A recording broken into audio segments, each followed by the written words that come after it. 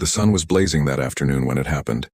The moment that turned my quiet weekend project into a full-blown neighborhood circus. I was up on the roof, tightening the last set of brackets for my new solar panels, when I heard her shrill voice pierce the air like a car alarm. "You can't do that, this is against HOA rules." I turned my head, squinting down toward my driveway. There she was, Karen, the self-appointed queen of the cul-de-sac. One hand on her hip, the other waving her phone in the air like she was directing traffic at a protest. Her short blonde bob shook with every furious word. Before I could even climb down, she shouted again. "I'm calling the cops. You're breaking community code number 17. No unauthorized roof modifications." My stomach dropped. For a split second, I thought about climbing down to explain, but the way she was pacing, ranting, and pointing up at me like I'd committed a felony, I knew reasoning wasn't going to work. 5 minutes later, the familiar flash of red and blue lights danced against my garage door. The police cruiser pulled up beside Karen's SUV, and I could see the smug grin forming on her face. She actually waved at the officer like they were old friends. When the officer stepped out, Karen wasted no time. "Officer, arrest him. He's violating HOA construction rules. We've told him before that solar panels aren't allowed here without approval." The officer looked at her, then at me, still standing on the roof holding a wrench, and then back at her. His eyebrows furrowed. "Ma'am," he said slowly, "you said this is a homeowners association complaint?" "Yes," she barked, throwing her hands up dramatically. "I'm the HOA president and this man is breaking our rules." The officer glanced at me again. "Sir, is your property part of the HOA?" That's when I smiled. A calm, quiet kind of smile. The kind that says you're about to regret this, Karen. "Officer," I said, "I'm not even in the HOA." The silence that followed was priceless. Karen's eyes went wide. Her mouth fell open like she'd just seen a ghost. The officer turned back to her, tilting his head. "Wait, what?" And that's where everything stopped. The air hung still. Karen looked frozen in time, her confidence melting faster than butter on a hot driveway. The officer looked confused, and I just stood there holding my wrench, watching the storm I didn't start. Because what came next would change everything. To be continued. But before we get there, let's rewind a bit, back to how all of this started. Because if you think this story is just about solar panels and one angry neighbor, you're in for a surprise. It all began about 2 months earlier when I bought the small brick ranch house at the edge of Maple Creek Estates. The place was perfect. Big yard, wide driveway, and most importantly, enough roof space for a full solar array. I'd moved out of the city hoping for some peace and quiet. My goal was simple: live sustainably, grow my own food, and save money on electricity. I didn't realize I was moving next to a woman who thought she owned the sun. The first time I met Karen was during move-in week. She strolled over with a clipboard and a forced smile. "Hello there," she said. "I'm Karen, president of the Maple Creek HOA. We like to keep our neighborhood orderly around here. You'll need to fill out some forms if you're planning any modifications." I told her politely that I'd already checked. My property line fell just outside the HOA's border. I even showed her the county zoning map on my phone. She blinked, her smile tightening. "Oh, that can't be right," she said. "Everyone on this street is under the HOA." I shrugged. Except me. My plot was never annexed when the HOA formed. County records confirmed it. Her expression soured. "Well," she sniffed. "We'll see about that. That should have been my warning sign." But I didn't think much of it. I was too busy planning my garden and ordering solar panels. A few days later, Karen started dropping by unannounced. Once, she caught me mowing and shouted from her driveway, "Your grass is too long." Another time, she knocked just to say my garbage cans were visible from the street. It got worse when she noticed the solar panel equipment being delivered. She stood at the curb like a watchdog, arms crossed, lips pursed. "Are you putting those on your roof?" she asked. "Yep," I said cheerfully. "All approved by the city. Going green." Her jaw clenched. "You didn't get permission from the HOA board." "I told you, Karen," I said calmly. "I'm not in the HOA." But she didn't want to hear that. She stormed off, muttering something about setting a bad example. The installation began a week later. It was going smoothly, until the morning she showed up again. Karen stood at the end of my driveway with her phone camera aimed at the roof, narrating like she was live streaming a crime scene. "Documenting illegal construction," she said loudly enough for the workers to hear. "He'll regret this when the board sees it." I tried to ignore her. My installers were professionals. They just kept working. But Karen wasn't done. That evening, she slipped a letter into my mailbox.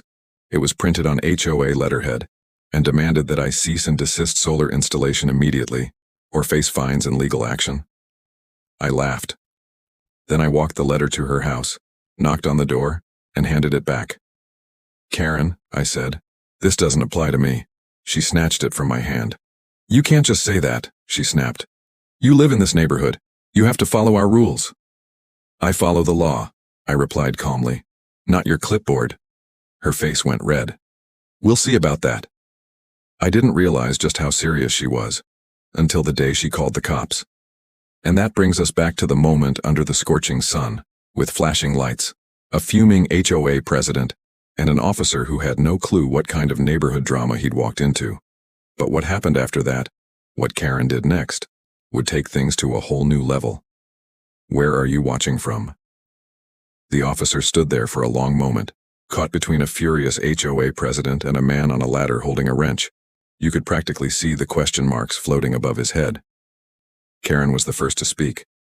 Her voice cracked like she'd swallowed sandpaper. "What do you mean he's not in the HOA? Every house here is under the rules. It's in the bylaws." The officer sighed, pulling out a small notepad.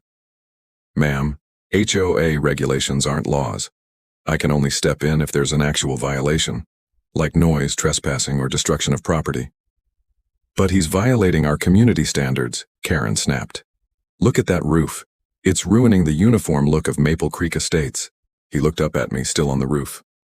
"Sir, can you come down for a second?" I nodded and climbed carefully down the ladder, dusting my hands on my jeans. "Sure thing, officer."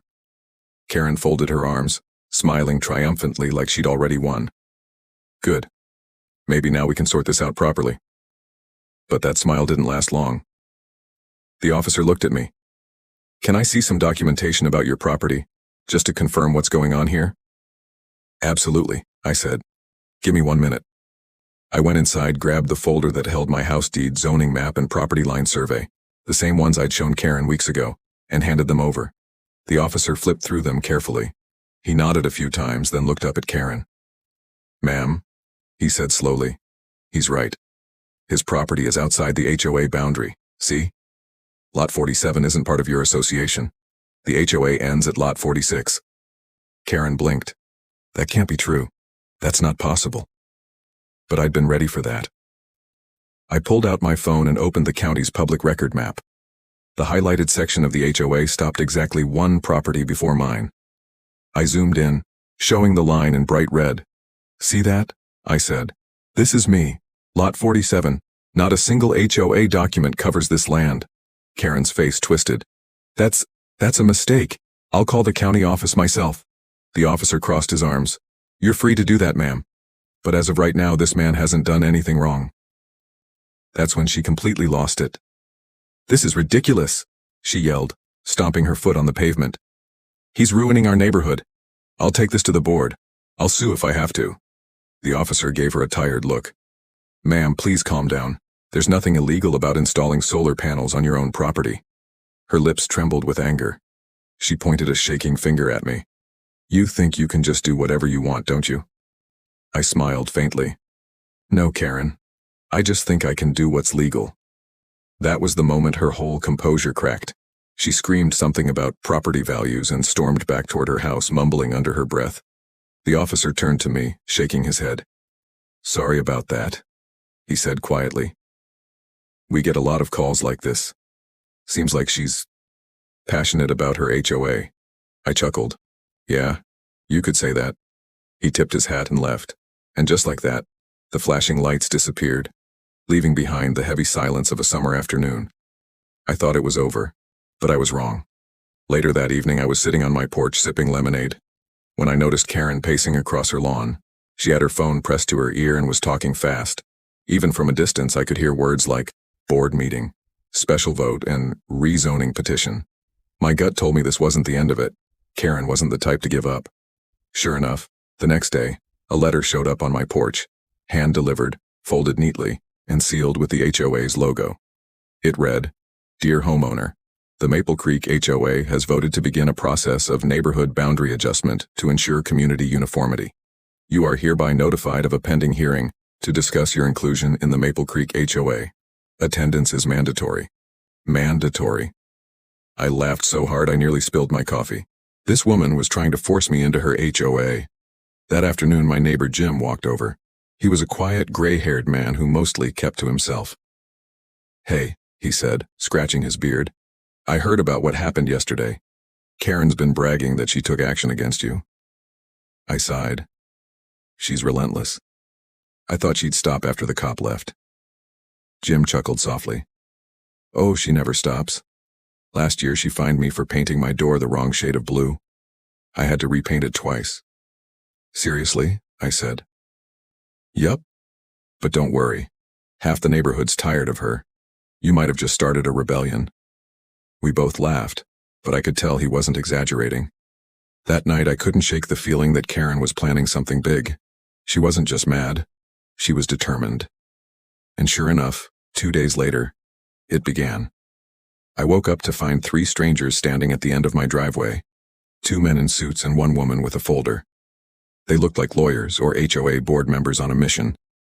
Karen stood beside them, arms crossed, grinning like a queen.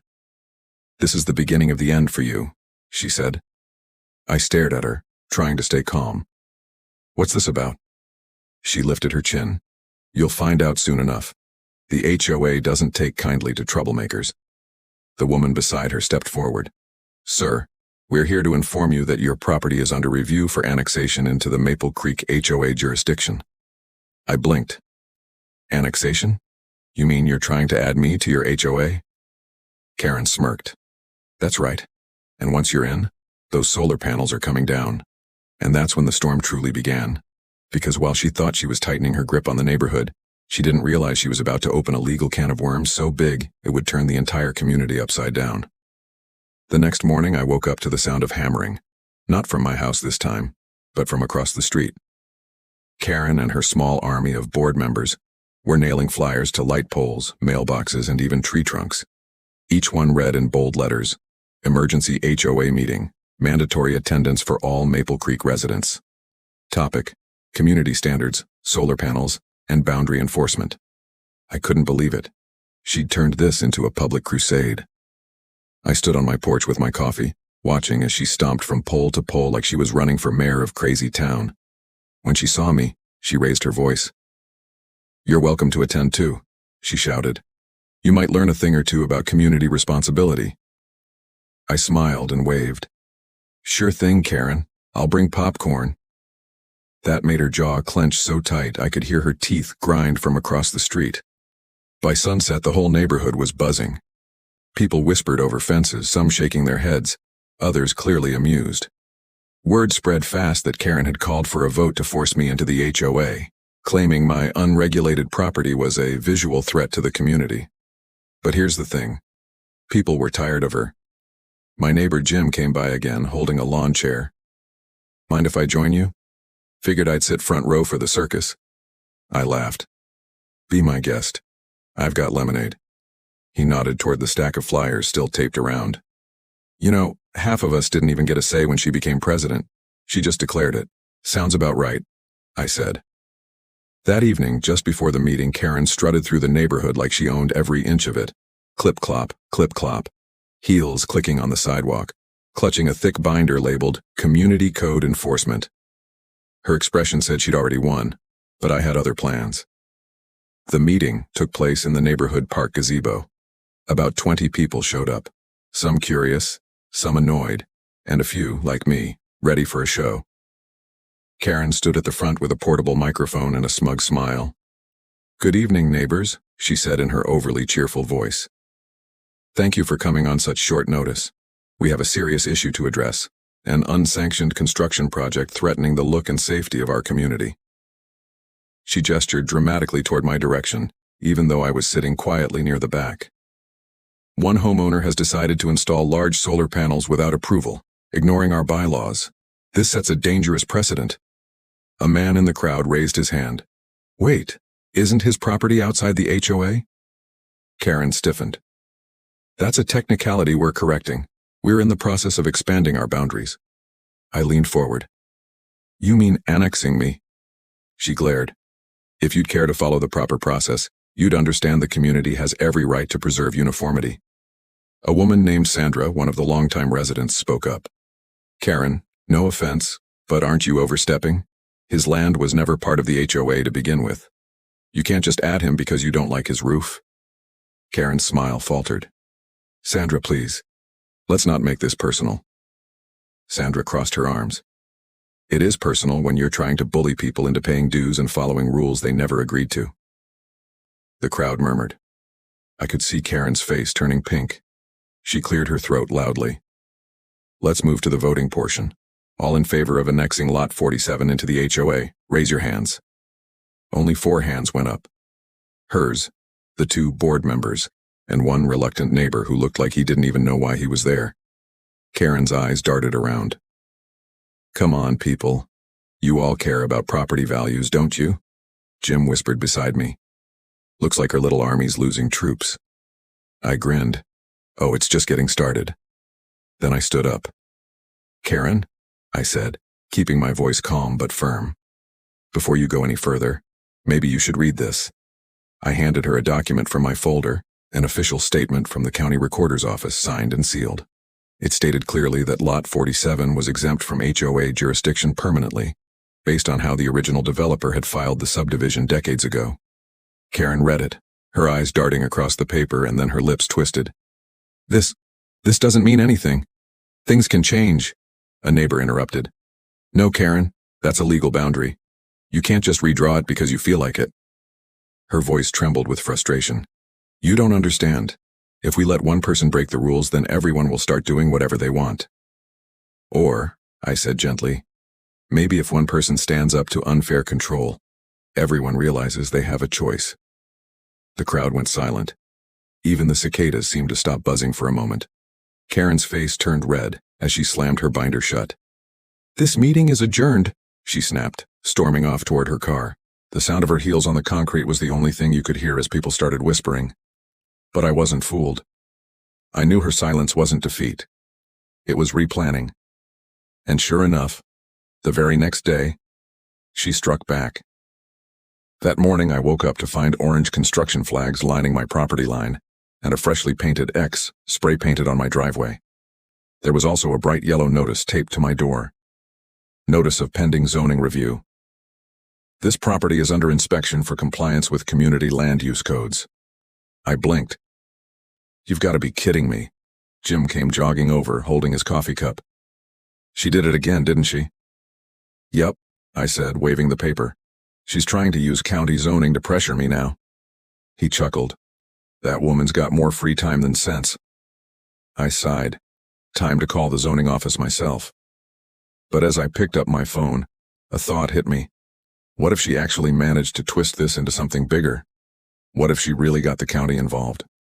That fear didn't last long, though, because when I called the zoning department, the man on the phone laughed softly. Sir, this property's fine. We already got a call from a woman this morning. We told her she has no authority to request a zoning inspection. I couldn't help but smile. Let me guess. Short blonde hair, clipboard, calls herself president. He laughed louder. That's the one. Don't worry, we've got her number flagged. I thanked him, hung up, and leaned back on my porch chair, feeling relieved, until I heard tires screech outside. Karen's SUV pulled up right in front of my house. She jumped out, waving her phone. Did you just call the county on me? She yelled. I set down my coffee and stood up slowly. Karen, you called them first. She pointed her finger at me, shaking with fury. You think you're so smart, don't you? But this isn't over. You'll regret ever moving here. Then she turned and stormed off again, tires spinning gravel as she sped away. Jim, watching from his porch, called out, You know she's planning something worse, right? I nodded. Yeah, and I'm going to be ready this time. What I didn't know was that Karen's next move wouldn't just be petty. It would be dangerous, and it would drag the entire neighborhood, and even law enforcement, right back into it. It had been 3 quiet days since Karen's outburst, and honestly, that silence was more terrifying than the shouting. Karen was the type who got louder right before she did something. When she went quiet, that's when the storm brewed. Jim and I joked about it one afternoon while fixing my fence. "You know," he said, hammering a nail in, "if she's this mad over solar panels, imagine what she'd do if you painted your house purple." I laughed. I might just do it to see what happens. But even as I joked, a knot sat in my stomach. The calm didn't feel natural. Karen wasn't the type to give up. She was the type to plot. That's why I decided to install a few security cameras around my property, motion-activated ones with night vision. I didn't expect anything big to happen, but something in my gut said I'd thank myself later. And I was right. 2 nights later, around 1:45 a.m., I woke up to a faint metallic sound, like tools clinking together. At first I thought it was just a raccoon in the trash cans again. But then I heard it again, sharper this time. Clink, scrape, clink. I slipped out of bed and peeked through the blinds. The street was dark and still, except for one moving shadow near my garage. Someone was on my property. I quietly grabbed my phone, opened the camera app, and rewound the footage from the security feed. The night vision image popped up and my jaw dropped. It was Karen. There she was, wearing a dark hoodie and holding a wrench, crouched near my solar inverter box. She was tampering with it. My heart pounded. For a split second I thought about running outside, but I stopped. If I scared her off, she'd deny everything. No, I needed proof.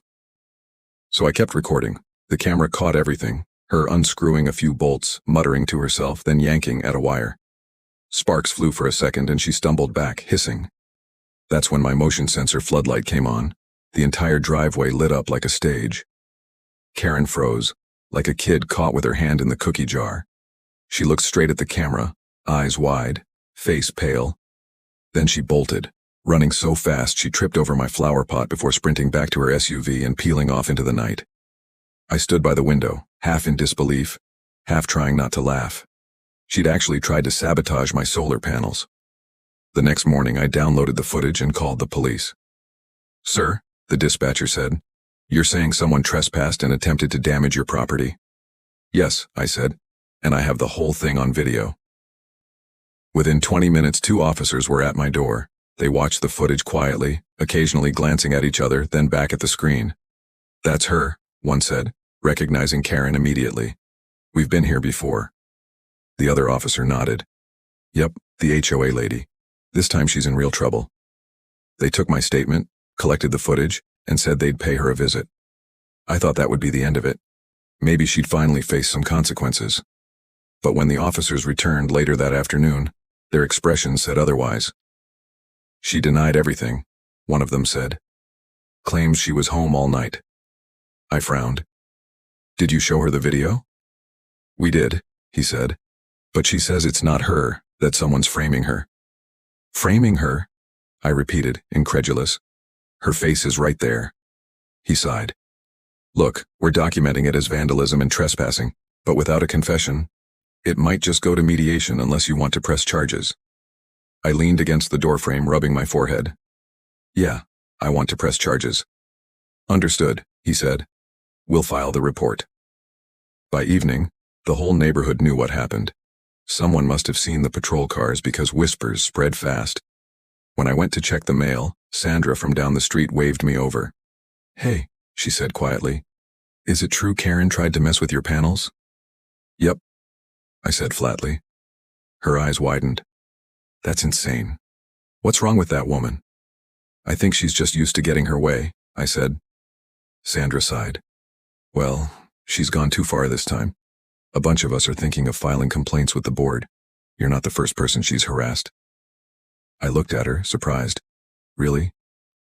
"Oh yeah," Sandra said. "She fined a family for putting a basketball hoop in their driveway.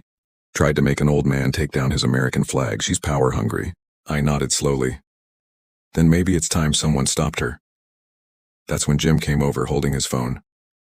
"Buddy, you need to see this." He handed me the screen. And there it was. A post on the neighborhood Facebook group. Karen's post. "Alert.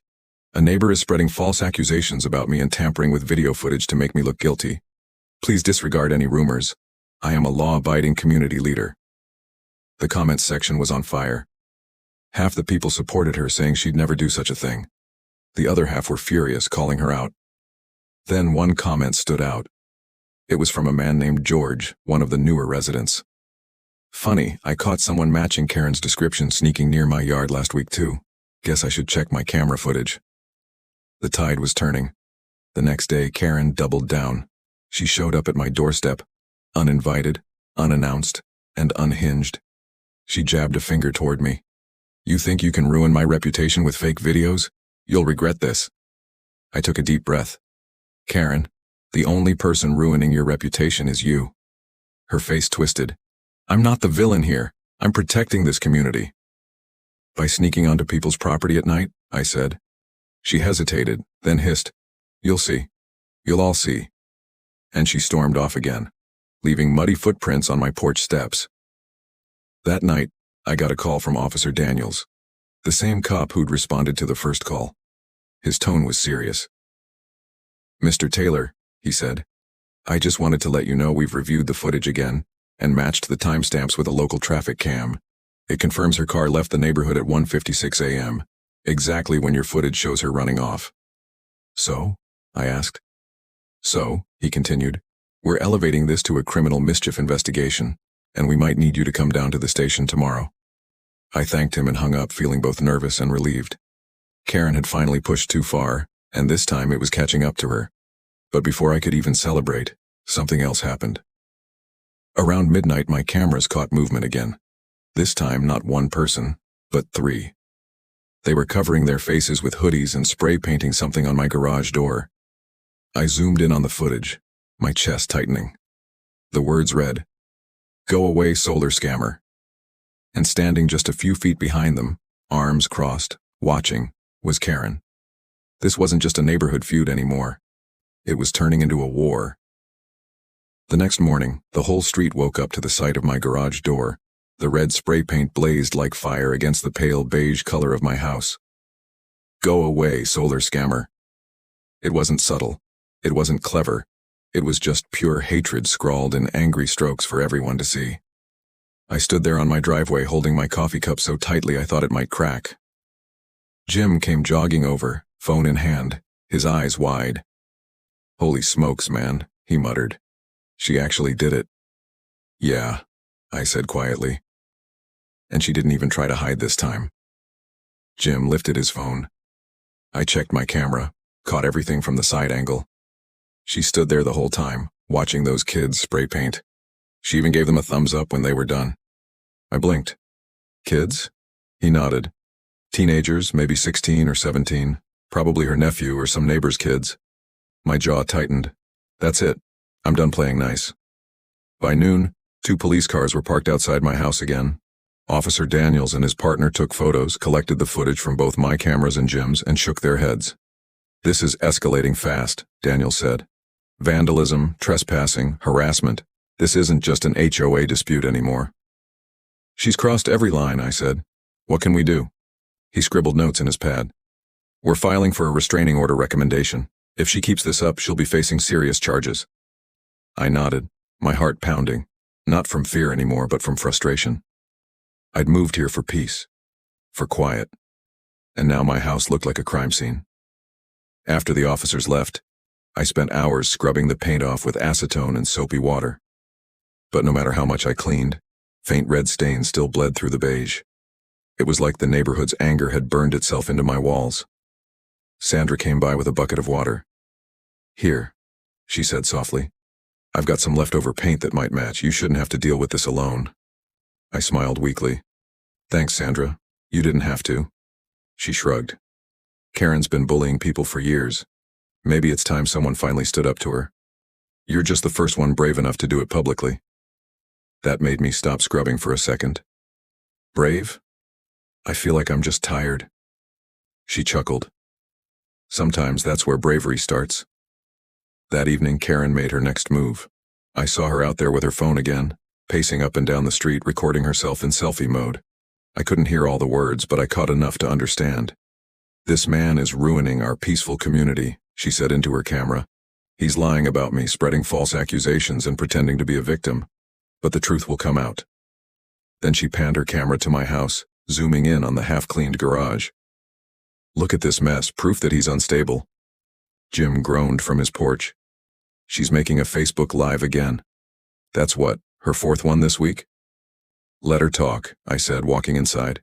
She's digging her own grave. Still, her video went viral in the local community group. Some people cheered her on. Others called her a menace. And then, late that night, I got an unexpected message. It was from George, the same neighbor who had commented earlier about her sneaking around. Hey, I've got footage of Karen sneaking into the HOA storage shed at midnight. Looks like she's pulling out old documents. Want me to send it? I replied instantly. Yes, please. When I opened the file, my jaw dropped. Karen was rifling through stacks of boxes labeled property maps and archive bylaws. Then, she pulled out a binder titled Lot Expansion Proposals 2004. She flipped through the pages until she found something, grinned and whispered to herself, "This'll do." I didn't know what she'd found, but I knew whatever it wasn't good. The next morning she showed up with papers. Again. She stood proudly on my lawn, waving a folder. "It's official," she shouted. "The HOA has voted to reevaluate the property lines. Your land will soon be part of Maple Creek." I stared at her. "You can't just vote my property into your HOA, Karen." "Oh, we'll see about that," she said smugly. "I have proof that your lot was meant to be included. It was left out due to a clerical error." I frowned. "That's nonsense. The developer filed the plat himself. There's no error." She smiled wider. "Then why do I have this?" She held up an old yellowed document, a faded map with hand-drawn notes. I couldn't make out much from where I stood, but she was clearly proud of it. "You see?" she said. "Right here. Lot 47, listed under pending review. That means it was supposed to be annexed." I crossed my arms. "That's not a legal document. It's a draft." Her face hardened. "We'll let the board decide." I sighed. "You don't have that kind of power." Her smile widened like she'd already won. "Maybe I don't. But the county review board does. And they're getting a copy of this first thing tomorrow." She turned and walked away, humming to herself. Jim came running over as soon as she left. "What was that about?" "She claims she found proof that my house was supposed to be part of the HOA, I said. Jim scratched his head. "That can't be right. My dad helped build these homes when the area was new. Lot 47 was never included. It was sold off early because it sat on private well access." "Private well?" I said. "Yeah," he nodded. "That's why your yard's so big. The original developer kept it separate." A small idea sparked in my head. If that's true, then there's got to be documentation somewhere. "There is," he said. "Probably at the county archives. I can take you there." I smiled. "Let's go tomorrow." But that night, before we could even plan the trip, something happened that froze me to my core. At 2 a.m., I woke up to my phone buzzing. The motion sensors again. I opened the camera feed, and this time, the footage showed my solar panels flickering. Someone had cut the power cables. Not ripped, not broken, cut clean through. The panels were dead. My entire system was offline. I zoomed in on the figure. It wasn't Karen. It was a man. Tall, broad shoulders, hoodie up. But he was driving her SUV. The license plate was unmistakable. She'd sent someone else to do her dirty work. And this time, it wasn't just harassment. It was sabotage. I didn't sleep that night, not even for a second. I sat by the window, phone in hand, rewatching that footage over and over again, frame by frame, zooming in until the grainy image nearly blurred into static. The man was tall, wearing gloves, a dark hoodie, and a mask. But the car, the silver SUV, there was no mistaking it. The same dent on the left fender, the same proud HOA president bumper sticker that I'd seen every day when Karen parked outside her house. She could deny being the one in the video before, but this time she couldn't deny her car was there. By dawn, I was ready. I drove straight to the county sheriff's office with a flash drive in my pocket and a folder full of everything I'd collected. Photos, timestamps, witness statements, and video footage. When I arrived, Officer Daniels met me in the lobby. He looked tired but alert, sipping from a coffee cup that said, "Year 1 Dad." "Morning," he said, rubbing his eyes. "You said you've got new evidence?" "Yeah," I said. "And this time it's serious." We went into a small office and I handed him the flash drive. He plugged it in, fast-forwarded through the footage, and within seconds, his jaw tightened. "That's her SUV," he muttered. "Same license plate we logged last week." He paused the video at the frame where the masked man was kneeling beside my solar panels, a wire cutter in hand. "Whoever this is," Daniel said, "they knew exactly what they were doing." "Which means it wasn't random," I said. "This was planned." He nodded grimly. "And the fact that it's tied to the same person who's been harassing you?" "Yeah. This crosses into criminal territory." He leaned back in his chair, thinking for a moment, then stood up. "I'll get a warrant for a statement from her. She's not talking her way out of this one." By the time I got home, half the neighborhood already knew. Jim came over waving his phone again. "You won't believe this," he said out of breath. "Karen's posting on Facebook again saying you sabotaged your own panels to frame her." I groaned. "Of course she is." He showed me the post. "People will go to great lengths to make others look bad. Some folks just can't stand being told no. Stay alert, Maple Creek." The comment section was wild. Some of her friends called her brave. Others accused her of lying. But one comment stood out, and it wasn't from anyone I recognized. "I saw that same SUV parked near his house last night. Whoever was driving it didn't look like him." That comment got dozens of likes within minutes. The tide was turning again, but this time it wasn't in her favor. That afternoon, 2 sheriff's deputies arrived at Karen's house. From my porch, I watched as they knocked on her door. She came out in a silk robe, her hair a mess, trying to look composed. The whole street went quiet. Curtains parted. Neighbors pretended to water their lawns while secretly eavesdropping. The deputies spoke with her for several minutes, then handed her a document. She tried to argue, hands waving, voice raised. But one of them pointed to the paper and said something that made her freeze. She took the paper, slammed her door, and disappeared inside. Jim whispered, "What was that?" I smiled faintly. "That's a notice of investigation." For the first time in weeks, I felt a sense of peace. Not complete peace, but a spark of justice. Later that evening, I decided to head to the county archives like Jim had suggested earlier. I wanted to dig into the original neighborhood maps, to see if I could find any record of this so-called pending annexation Karen claimed existed.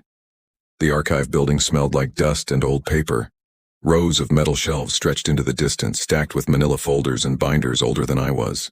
A clerk named Denise helped me locate the section for Maple Creek Subdivision, 2004 Development Plan. She wheeled out a cart with 3 heavy boxes. As I sifted through the files, one thing became clear. Karen had been lying. Every document, every plat map, every approval form ended at Lot 46. There was no Lot 47 listed anywhere under the HOA's legal boundary. None. But then, at the very bottom of the last box, I found something odd. A folded letter marked, "Private Developer's Notes." It was written by the original property developer, dated 2 decades ago. Lot 47 remains independent. The buyer requested exclusion from the HOA for personal and business use. The land sits on private well rights, cannot be annexed without owner consent. I blinked. Private well rights, that explained it. Karen's attempt to annex my property wasn't just illegal, it was impossible. My land wasn't just outside the HOA, it was protected from ever being added. I took photos of everything, dates, stamps, signatures. Then I made copies before leaving. When I got home, Jim was waiting on my porch with a grin. "You look like you found treasure." "Better," I said, holding up the papers. "I found the truth." That night, the neighborhood was unusually quiet. No Karen pacing, no gossiping, no drama. Until around 10:30 p.m., when the familiar sound of tires crunching gravel filled the air again. Jim and I looked at each other. "You hear that?" he whispered. We peeked out the window. Karen's SUV was parked across the street, headlights off. "She's back," Jim muttered. I grabbed my phone, switched on the camera feed again. And there she was, standing by my mailbox this time, flashlight in hand. She was taping something to it. I waited until she drove off before going out to see what it was. It was another letter. Typed, signed, and sealed with the HOA logo. Final notice of community action. You have until Friday to remove your solar panels and comply with HOA regulations. Failure to do so will result in daily fines and possible legal action. I stared at it, almost laughing. Even under police investigation, even after being caught on video, she still thought she had power over me. But she didn't realize what I was holding. The developer's letter, the proof that her entire crusade was built on a lie. I went inside, laid the letter on the counter, and smiled to myself. "All right, Karen," I whispered. "You want a war? Then let's end it. With the truth." Because what was coming next wasn't another argument, or another shouting match on Facebook. It was something far bigger. The county hearing. Friday came faster than I expected. The morning sun hit my half-cleaned garage door, reflecting faint streaks of red paint that refused to vanish completely. They almost looked like scars now, reminders of every insane thing that had happened since I first bolted those solar panels to my roof. By 8 a.m. I was dressed, shaved, and ready. Not because I wanted to go to the county hearing, but because I needed to. This wasn't just about me anymore. It was about proving that one person's obsession couldn't rewrite the law, no matter how many clipboards or Facebook posts she had. Jim pulled up in his old blue pickup truck, honking once. "You sure you're ready for this?" he asked, leaning out the window. I smiled. "Been ready since the night she cut my wires." He chuckled. "Then let's go win this thing." The county administration building was packed. Every seat in the small conference hall was filled, not just with officials but with neighbors. Even Sandra and George were there. And at the front, sitting beside a man in a suit, was Karen. She wore a bright red blazer, her hair styled perfectly, and a folder stacked with papers that she handled like precious treasure. Her smug smile returned the moment she saw me walk in. "Well, look who decided to show up," she said sweetly. "Hope you brought your checkbook. You'll need it when the fines hit." I took my seat without replying. The hearing officer, a calm, gray-haired man named Mr. Dorsey, called the meeting to order. "Today," he began, "we're here to review the Maple Creek HOA's petition to adjust its boundaries, as well as a property dispute regarding Lot 47. Karen stood immediately. "Thank you, Mr. Dorsey. As HOA president, I'd like to begin by presenting the evidence showing Lot 47 was intended to be part of our community, but was mistakenly left out during the original filings." She handed over a copy of her so-called proof, that old hand-marked draft map she'd found in the HOA shed. Mr. Dorsey adjusted his glasses, studying it. "This appears unofficial. Do you have any accompanying county record to verify this document?" Karen blinked. "Well, it's from the developer's personal notes, and..." He interrupted gently. "Do you have a stamped or filed version of this with the county?" Karen hesitated, her confidence flickering. "Not exactly, but this clearly shows intent." Mr. Dorsey nodded slowly, then turned to me. "Mr. Taylor, do you have any documents you'd like to submit?" I stood, calm and collected, and handed him a folder. "Yes, sir. I brought certified copies from the county archive and the developer's original correspondence." He opened the folder, scanning through the pages, then frowned slightly, not in confusion, but in realization. "Interesting," he said. "This letter explicitly states that Lot 47 was excluded from the HOA by the original developer, permanently, due to private well rights. There's even a county seal confirming the record." The room fell silent. Karen's smile twitched. "That can't be right. He must have faked that. You can't just bring in random papers and..." Mr. Dorsey raised a hand. "These are official records, ma'am. Signed, dated, and verified. They supersede anything in your possession." Karen's face went pale. Then, like a cornered animal, she switched tactics. "But he's been causing problems. He's breaking the uniform look of the neighborhood. His solar panels are an eyesore." Dorsey looked at me. "Mr. Taylor, your panels were approved by the county's building department, correct?" "Yes, sir," I said. "All permits are on file and up to code." He nodded. "Then there is no violation here." Karen slammed her hands on the table. "You can't just ignore this. He's making a mockery of our rules." "Ma'am," Dorsey said firmly, "I'd advise you to lower your voice." But Karen couldn't stop. Her words poured out faster, louder, more frantic. "He's been spying on me with cameras. He faked videos to make me look bad. He's turning the neighbors against me." At that point, everyone in the room was staring at her. Sandra whispered something to George, who was filming quietly on his phone. Mr. Dorsey leaned forward, calm as ever. "Mrs. Williams, Are you aware that there is an active police investigation involving you and a case of property vandalism and harassment related to this same neighbor? The color drained from her face. That's just rumors, lies. Dorsey turned toward Officer Daniels, who had been standing quietly in the back of the room. Officer, do you have any information to clarify this? Daniels stepped forward holding a small folder. Yes, sir. The investigation is ongoing, but we have video evidence linking Mrs. Williams' vehicle to a vandalism incident on Mr. Taylor's property. You could have heard a pin drop. Karen's lawyer leaned over and whispered something in her ear. She shook her head, trembling. No, I didn't do anything wrong. This is all a setup. But Dorsey wasn't having it.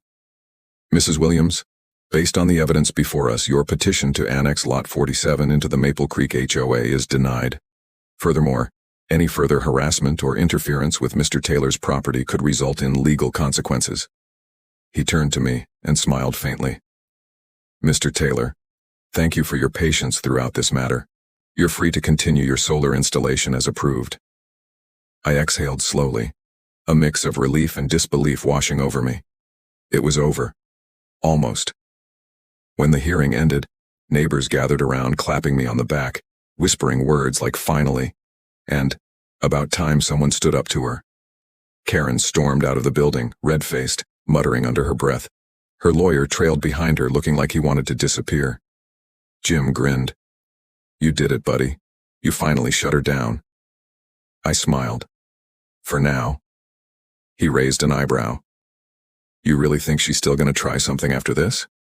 I glanced out the window just in time to see Karen's SUV speed out of the parking lot, tires screeching.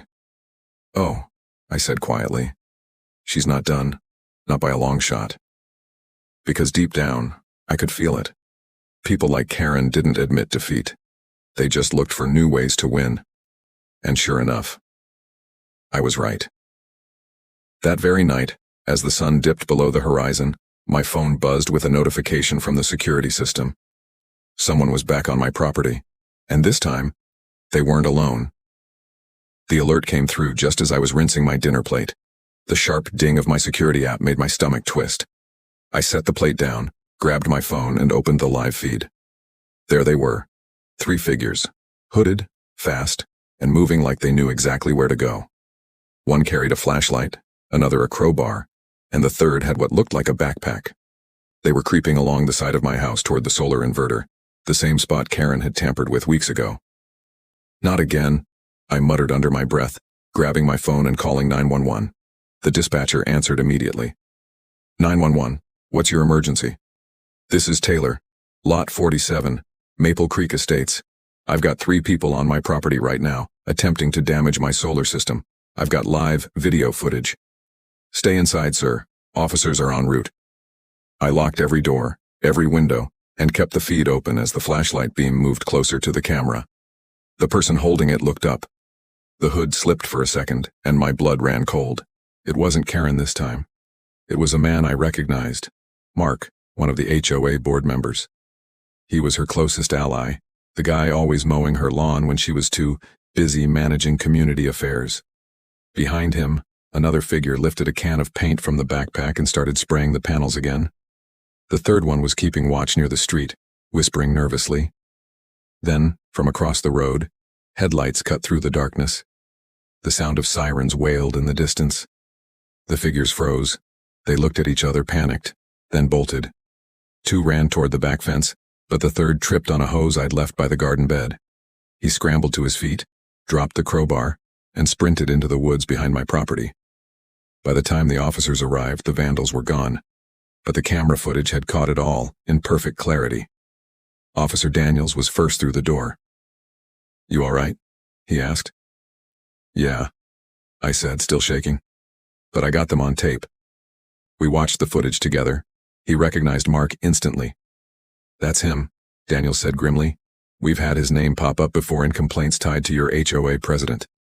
He looked at me. Mr. Taylor, I think it's time we talk about pressing full charges. Not just vandalism, conspiracy and harassment too. The next morning, the neighborhood was buzzing again. I could feel eyes on me from behind blinds and half-open garage doors. Some people waved shyly, others avoided eye contact. Sandra showed up with a box of donuts and her phone in hand. "You're trending on the local page," she said. "What now?" I groaned. She handed me her phone. Someone had uploaded clips from the police footage. The moment the trespassers fled, the sirens flashing, the chaos in the dark. The title read, "Maple Creek HOA member caught sabotaging neighbor's solar panels." It already had hundreds of shares. Below the video, people commented things like, "I knew that woman was trouble. HOA drama gone wild. This guy deserves a medal for patience." For the first time in weeks, the comments weren't against me. They were for me. But the victory was bittersweet because I knew what was coming next. Karen.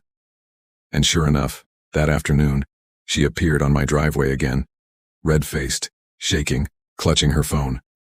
"You!" she shouted. "You think you can frame us? You're a liar. You faked that video. Mark would never do something like that." I stepped outside calmly, phone in hand. "Karen, the sheriff's department has the footage. You can argue with them." She froze for a second, then snarled, "You'll pay for this. You don't belong here. You're making everyone miserable." Jim, who was trimming his hedges next door, called out, "You mean the way you've been making everyone miserable for years?" Karen spun toward him, eyes wild. "Stay out of this, Jim. You're next if you keep siding with him." He smirked. "Try me." She let out a scream, a full, furious sound that echoed through the street, then stormed back to her SUV, slamming the door so hard it rattled. She sped off again, tires squealing, leaving behind the faint smell of burning rubber. That night my phone buzzed with an unknown number. I almost didn't answer, but something told me to. "Mr. Taylor." It was Officer Daniels again. His tone was serious. "We've made an arrest." "Mark?" I asked. "Yes," he said. "We picked him up early this evening. He confessed." I sat down, heart pounding. "Confessed to what?" Daniels exhaled. "To everything. He said Karen told him to do it. Said she promised the HOA would cover for him if anything happened. She told him you were a threat to the community and needed to be taught a lesson." I was speechless. "She ordered it?" "Yeah. And with that confession, along with the footage, we're issuing a warrant for her too." I leaned back, finally feeling the weight lift from my chest. But before I could even breathe a sigh of relief, Daniels added quietly, "She's not at her house. We went by earlier. Looks like she's gone." "Gone?" I repeated. "Her car's missing. Neighbors said she packed boxes this afternoon." The realization hit me like a punch. She'd fled. She wasn't just avoiding arrest. She was running. 2 days passed. The sheriff's office was tracking her. The story exploded online. News reporters camped outside Maple Creek Estates. By the third day, the headline hit every local station. HOA president wanted for harassment and property crimes. Community in shock. I sat on my porch with Jim and Sandra, sipping coffee, watching as cars slowed down to stare at my house. The house that started it all. Jim shook his head. "Never thought I'd see the day."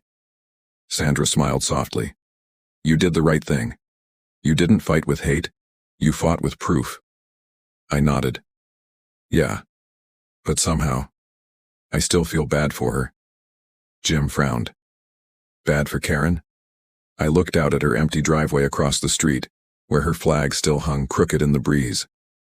"People like her. They don't start out evil. They just get lost trying to control things they can't." Sandra nodded slowly. "Maybe. But she hurt a lot of people." "Yeah," I said quietly. "And now she's got to face it." Just as I said that, a patrol car rolled down the street. It stopped in front of Karen's house. 2 deputies got out. And from the back seat, a familiar blonde head lifted. Karen. They'd found her. She looked exhausted, hair messy, clothes wrinkled, her once proud face now pale and hollow.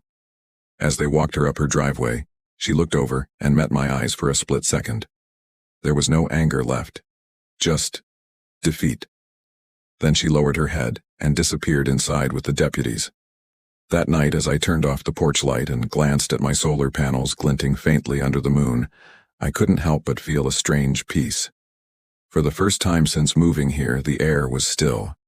The neighborhood was quiet. No yelling, no flyers, no flashing lights, just silence. The kind of silence I'd wanted from the start. Maybe now, Maple Creek could finally breathe again. But little did I know, this story wasn't completely over. Because sometimes even when people lose everything, they still find a way to fight back. And Karen? She wasn't quite done yet. The next few days after Karen's return were tense, like the whole neighborhood was holding its breath. She wasn't stomping around anymore. No flyers, no shouting. She was quiet again. But this wasn't peace. It was that eerie calm before something bad happens. The kind that makes your skin crawl because you know the story isn't done yet. I tried to move on. The county had cleared my name. The HOA had officially voted her out. And even the local news stopped calling. But every night, when the wind brushed through the trees, I caught myself glancing toward Karen's dark windows across the street. She'd been gone for days now, yet her house didn't feel empty. It felt watched. Then one morning, Jim knocked on my door. "You seen this?" he asked, holding his phone. It was the HOA's private Facebook page. Someone had posted a message under a new account named Truthkeeper47. The HOA was corrupted by lies. Justice is coming. Some people need to learn they can't hide behind the sun. It didn't say Karen's name, but we all knew who wrote it. Sandra commented immediately, "Karen, stop this. We're done with your games." The account replied seconds later, "You'll see. The light exposes everything." I stared at the screen, a chill running down my spine. She wasn't done. That night, around 1 a.m., my motion sensors went off again. I opened the live feed and froze. There were flames, small ones, but real. Someone had poured gasoline around my solar inverter and lit it. I ran outside barefoot, grabbed my hose and sprayed it down before it spread. My hands shook as smoke curled through the air. I coughed, eyes burning, scanning the yard, but whoever did it was gone. Jim ran over, half-dressed and panicked. "You okay?" "Yeah," I gasped, but that was arson. We checked the cameras. The footage was dark, but the outline was unmistakable. Karen's SUV again. She was back. By sunrise, the police were there. Officer Daniel's jaw was tight as he watched the video. "She's escalating," he said quietly. "She's not just angry anymore. She's unhinged." I nodded, exhausted. "She could have burned down the whole house." He exhaled. "We'll get a warrant. She won't get another chance." But deep down, I wasn't sure that would stop her. That evening, the neighborhood gathered again. Not in the park this time, but right there in my driveway. Sandra, Jim, George, and even neighbors I barely knew showed up to help clean the soot marks off my wall. Someone brought pizza. Someone else brought drinks. It wasn't just about helping, it was about unity, about saying, "We're not scared anymore." Sandra wiped her hands on a rag and said softly, "You know, maybe this is what she hated most." "What do you mean?" I asked. She smiled sadly. "That she could never control kindness. No rule book can." That stuck with me. For the first time in months, we laughed together. The same neighborhood she tried to divide had come together instead, and just when it felt like things might finally be okay. The black SUV came rolling slowly down the street. Everyone stopped. Even the kids playing with chalk froze. It pulled up right in front of my house and idled. The windows were tinted so dark we couldn't see inside. Jim whispered, "It's her." I took a step forward, my heart pounding. "Karen, it's over. You need to stop." For a long moment there was no response, just the low hum of the engine. Then the window rolled down halfway. Her face appeared pale and tired, but her eyes, they weren't angry anymore. They were hollow.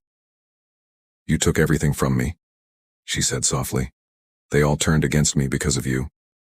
I swallowed. "Karen, you did that yourself." She shook her head slowly. "I built this place. I gave it order, and you brought chaos." "Karen," I said carefully, "this isn't order, it's control. People just wanted peace." Her eyes glistened. "Peace doesn't exist without rules." Then she looked at the solar panels, still gleaming faintly in the evening light. "You ruined my neighborhood," she whispered, and just like that she drove off. No yelling, no threats, just silence and the smell of exhaust fading into the wind.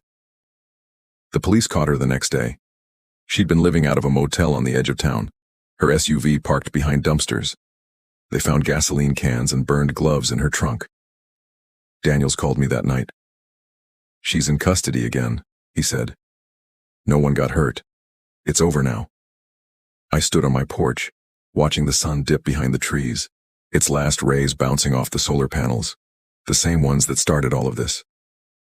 Thanks, officer, I said. For everything. He paused. You know, not many people would have handled it like you did. You kept your cool when most would have fought fire with fire. I smiled faintly. You don't fight darkness with darkness, right? You just keep the lights on. He laughed softly. Yeah, guess you did. Weeks passed. The neighborhood returned to normal, real normal this time. Kids laughed, lawns were messy again. No more warning letters taped to doors. The new HOA board actually listened to people instead of barking orders. And me? I finally felt home. Sometimes I'd catch myself looking at Karen's old house still empty, the mailbox bent from where she'd slammed it too many times. The for sale sign sat tilted in the yard, gathering dust. I wondered if she'd ever understand that what she was fighting for wasn't control. It was attention. That maybe deep down all she wanted was to feel important in a world that kept moving without her. One evening, as I watered the garden again, Jim walked up and said, "So what now? You finally got your piece?" I smiled, looking at the panels glinting softly in the sunset. Yeah, took a while, but it was worth it. He grinned. Guess the sun's shining on your side again, huh? I chuckled.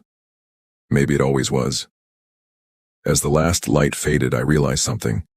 Karen tried everything: fear, power, anger, but none of it lasted. The only thing that did was kindness, community, and standing your ground without hate. The neighborhood had healed, not because she left, but because we refused to become like her. And as I turned to go inside, the motion sensor clicked softly, the panels humming quietly on the roof. The lights stayed on. The peace stayed. And for the first time since the day I moved into Maple Creek Estates, I finally felt like I belonged. Where are you watching from?